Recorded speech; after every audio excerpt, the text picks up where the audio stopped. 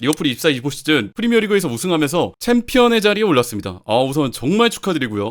예전에 제가 한번 클롭이 리버풀을 떠날 때도 한번 영상에서 말씀을 드렸던 내용이지만 사실 위르겐 클롭이라는 감독이 리버풀에서 차지했던 그런 위상, 상징성 이런 것들을 생각하면은 그런 감독이 떠나고 나서 리버풀이 흔들림 없이 어떻게 보면 또 더 성장을 할 수 있을까? 이런 거에 대한 걱정은 사실 있었어요. 근데 그런 걱정이 무색하게 아르네 슬롯이라는 감독이 부임하자마자 첫 시즌에 바로 우승을 한 거. 야, 이거는 정말 말이 안 나오는 대단한 성과라고 생각을 합니다. 이런 얘기들이 지금 온갖 기사들, 분석가들, 전문가들 이런 사람들에게서 슬롯에 대한 찬사가 이어지고 있어요. 오늘 좀 가볍게 보시면서 슬롯이 어떻게 리버풀을 좀 바꿔놨는지 또 리버풀을 어떻게 또 한 단계 더 성장을 시켜놨는지 기분 좋게 보시면 좋을 것 같습니다. 제임스 피어스의 기사입니다. 피어스가 슬롯에 대해서 뭐라고 평가했냐면은 한 문장으로 정리할 수 있어요. 슬롯은 겸손하고 흔들리지 않는 지도자다. 그는 리버풀을 20번째 챔피언 자리로 인도하면서 자신을 향한 모든 기대를 뛰어넘었다. 리버풀이 지난 9년 가까이 팀을 이끌었던 클롭이 떠나고 나서 가장 힘든 전환기를 맞이했다는 걸 고려하면 슬롯의 업적은 더욱 놀랍다. 여름 이적 시장에서 큰 움직임을 보이는 대신 슬롯은 자신이 물려받은 선수들의 재능을 개발하는 데 집중했으며 지난 9월부터 4월까지 리그에서 26경기 무패 기록을 세웠다. 그의 프리시즌은 결코 쉽지 않았다. 슬롯은 경기 스타일의 변화, 즉 과격한 혼돈보다는 점유율 기반 컨트롤에 중점을 둔 변화를 시도했다. 슬롯의 선수들은 이렇게 말했다. 미드필더들이 팀의 핵심이 될 겁니다. 빌드업 측면에서는 더 차분한 축구, 팀워크가 중점이 되는 축구가 될 거예요. 우리 감독님은 공격에 급급하지 않습니다. 공을 소유하고 천천히 상대를 무너뜨리고 싶습니다. 커티스 존스가 한 말이에요. 슬롯 감독님의 축구는 우아한 네덜란드 스타일이에요. 우리는 지금 스스로가 사용하는 특정 패턴들에 대해 열광하고 있어요. 정말 짜릿합니다. 하비 엘리엇이 한 말입니다. 슬롯은 클롭이 남긴 것들을 뜯어 고치기보다는 조정에 중점을 뒀다. 이게 사실 아르네 슬롯에 대해서 사람들이 얘기하는 것들이 있습니다. 예를 들어서 클롭이 남긴 기반들이 너무 좋았던 거 아니냐. 클롭이 남긴 선수단, 그런 밑바탕이 되는 베이스들 이런 것들이 너무 좋았기 때문에 슬롯이 더 쉽게 우승을 할 수 있었던 것 아니냐. 이렇게 얘기하시는 의견들도 제가 봤었는데 근데 저는 그렇게 생각합니다. 그거를 슬롯이 너무나 잘 조정을 했다. 그리고 심지어 변화가 없었던 것도 아니에요. 하지만 몇 가지 사소한 변화가 있긴 했다. 특히 이 피어스의 기사에서는 슬롯이 만들어낸 리버풀이 문화의 변화가 좀 있었다고 짚습니다. 이 부분은 사실 리버풀 팬분들뿐만 아니라 다른 팀 팬분들, 어려움을 겪고 있는 클럽들의 팬분들이 참고할 만한 좋은 내용인 것 같아서 제가 좀 가져와 봤어요. 슬롯이 리버풀의 문화를 어떻게 바꿔놨냐? 슬롯은 선수들이 매일 오전 9시 30분 출근 후 함께 앉아 하루를 시작하기를 원했다. 이로 인해 커크비에서의 아침 식사가 의무화됐다. 커크비 훈련장 선수 출입구 바로 앞에 조성된 커피바도 대성공을 거뒀다.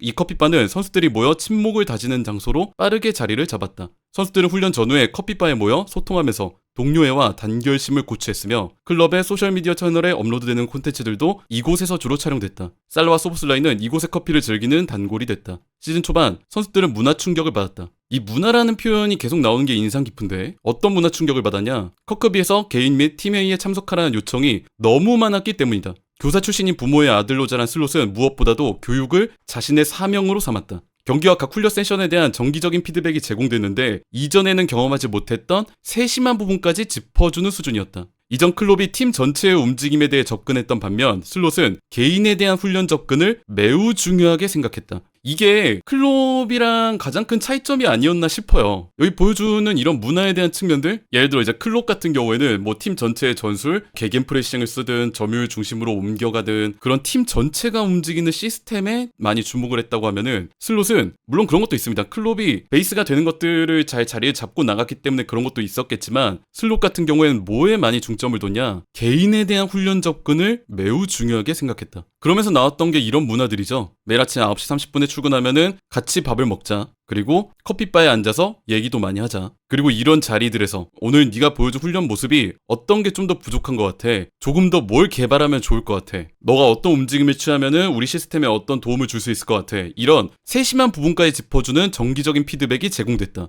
왜냐? 교육을 자신의 사명으로 삼았기 때문에. 이 부분은 굉장히 인상 깊었던 것 같아요. 이런 개인에 대한 훈련 접근이 제일 많이 드러난 선수가 누구였냐? 여러분 모두 잘 아시겠지만 라이언 흐라벤베르죠. 흐라벤베르 같은 경우에는 이번 시즌에 리버풀의 6번 미드필더, 평소보다 더 아래로 내려오는 움직임을 보여주면서 리버풀의 후방볼 배급이라든지 아니면 전진하는 부분이라든지 이런 조율 측면에서 굉장히 좋은 모습을 많이 보여줬었죠. 피어스는 이렇게 짚습니다. 원래 리버풀은 6번 홀딩 미드필더와 공격 자원을 영입하여 선수단의 뎁스를 확보할 계획을 가지고 있었다. 그러나 지난 8월 수비맨디가 6천만 유로 바이아웃 금액 지불 제한에도 불구하고 레알 소시에다드 잔류를 선택하면서 리버풀 입장에선 큰 차질이 발생했다. 슬롯은 상대 플레이를 깨는 파괴자 유형의 선수보다는 좁은 공간에서 활동할 수 있으면서 압박을 받을 때 올바른 패스를 방출할 수 있는 기술적이고 재능 있는 6번 미드필더를 원했기 때문에 시장에는 적합한 대체자가 부족했다. 근데 여기서 좀 재밌는 부분이 나오죠. 원래 보통은 이런 식으로 감독이 있을 때 어떤 시스템에 필요한 퍼즐 하나가 부족해. 우리가 이런 선수가 필요한데 구매를 못하고 지금 매물이 없어. 이런 경우에 많은 클럽들이 어떤 반응을 많이 보여요? 우리가 소위 얘기하는 패닉바잉. 어떤 선수를 급하게 살려다 보니까 생각했던 가격보다 비싸게 사게 되고 많은 지출을 하게 되는 그런 패닉바잉을 하게 되는데 리버풀의 대응은 달랐다는 겁니다.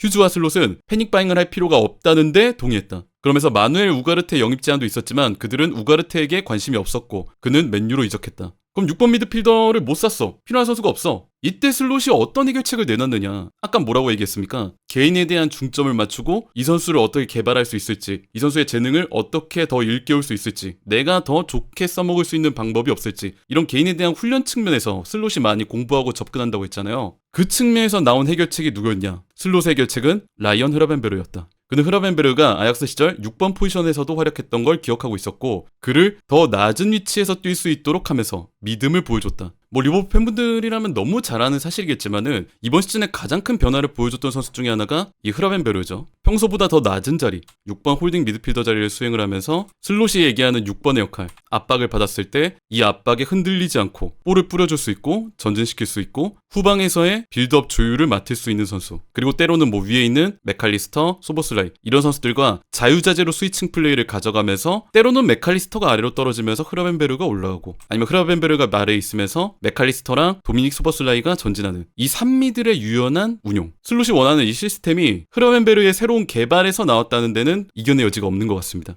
근데 다만 이렇게 흐라벤베르를 개발하는 데 있어서 슬롯이 아무런 근거 없이 진짜 그냥 미드 하나 도박하는 것처럼 이렇게 흐라벤베르한테 6번 롤을 맡긴 게 아니라 이전에 그런 재능의 편린을 보여줬기 때문에 슬롯이 그에게 믿음을 보여줬다. 그리고 실제로 흐라벤베르는 이 믿음에 보답을 하면서 리버풀의 우승에 크게 기여한 선수 중 하나가 됐습니다. 그래서 이 슬롯에 대해서 평가하는데 가장 중요한 문장, 어떻게 보면은 제 함축적인 문장이 저는 이거라고 생각을 해요. 슬롯이 재능 있는 선수단을 물려받은 것은 분명 행운이었지만 그의 전술적 감각과 노련한 선수 관리 능력으로 팀을 한 단계 발전시킨 모습은 놀라웠다. 클롭한테서 재능 있는 선수단을 물려받은 건 맞습니다. 이걸 어떻게 부정을 하겠어요. 근데 단순히 거기서 끝난 게 아니라 어느 정도 과격하지 않은 변화, 충분히 수용할 수 있는 시스템, 지금 선수단이 변화하면 좋을 것 같은 부분들 이런 걸 세세하게 짚으면서 팀을 한 단계 더 발전시켰다. 이걸 어떻게 과소평가할 수 있겠어요. 변화는 좋은 것이다. 올바른 태도로 임한다면 모든 것이 잘 풀릴 것이다. 올바른 기반은 100% 갖춰져 있다. 그 슬롯의 축구를 제가 보면서 느끼는 거는 제 개인적인 생각인데 뭐라고 해야 될까? 좀 기본에 충실하다는 느낌이 강하게 드는 것 같아요.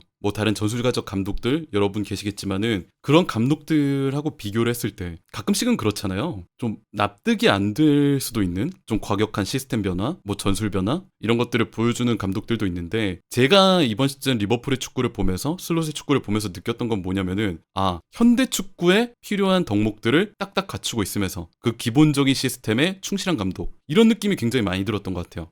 예를 들어서 우리 팀의 후방 빌드업이 중요해. 정교한 후방 빌드업 시스템. 우리의 전진성이 중요해. 6번 미드필더를 중점으로 하고 맥칼리스터, 소보슬라이 이들을 중심으로 한 전진 시스템. 파이널 서드까지 올라갔을 때 하프 스페이스 공략이 중요해. 예를 들어 살라가 볼을 잡고 있을 때 하프 스페이스를 침투하는 도미닉 소보슬라이 아니면 반대편에서 잡았을 때 하프 스페이스를 침투하는 맥칼리스터 이런 식으로 뭔가 제가 느꼈을 때는 결점이 없다고 해야 될까? 보통은 그렇잖아. 어떤 팀의 축구를 보다 보면은 이런 게 좀 아쉬운데? 뭐가 좀 됐으면 좋겠는데? 이런 것들이 하나씩 나오잖아요. 근데 슬롯의 리버풀을 볼 때마다 느끼는 거는 딱히 결점이 없다. 무리를 하지 않는다. 현대 축구에서 얘기하는 그런 덕목들, 빌드업, 소유권, 전진, 하프스페이스 활용, 파이널 서드에서의 확실한 공격 선택, 그리고 심지어 상대가 그런 거를 의식해서 많이 올라올 경우에는 후방에 판다이크가 됐든 아놀드가 됐든 이런 선수를 기점으로 한 다이렉트한 롱패스 플레이 이런 뭔가 딱 교과서로 딱딱 맞아떨어지는 듯한 느낌? 로테이션 같은 것들도 그렇죠. 선수들이 경기를 확실하게 이기고 있으면은 체력 안배 차원에서 누구를 빼준다든지 아니면은 누구에게 기회를 준다든지 이런 부분들 그 봤을 때 참 단점으로 얘기할 게 크게 없다. 물론 이제 완벽하다 이런 얘기는 당연히 아니지만은 다 납득이 되는 감독이라고 해야 될까? 전 그런 표현을 하고 싶어요. 리버풀은 20번째 잉글랜드 챔피언 자리를 차지했고 맨체스터 유나이티드와 함께 잉글랜드 일부 역사상 가장 성공적인 팀으로 등극했다.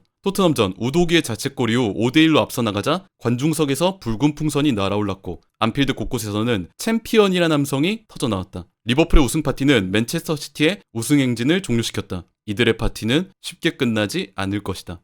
정말 축하한다는 말밖에 할 게 없고요. 예전에 지난번에 이제 리버풀이 우승을 했을 때는 사실 기억하시는 분도 계실 겁니다. 코로나 시국이어가지고 팬들이나 도시나 그렇게 막 크게 축하를 못했어요. 근데 이번엔 다르죠? 이번에는 정말 더할 나위 없는 축제 분위기가 이제 리버풀에서 펼쳐지고 있고 주저없이 축하를 하셨으면 좋겠다. 다시 한번 리버풀 팬분들 너무 축하드립니다.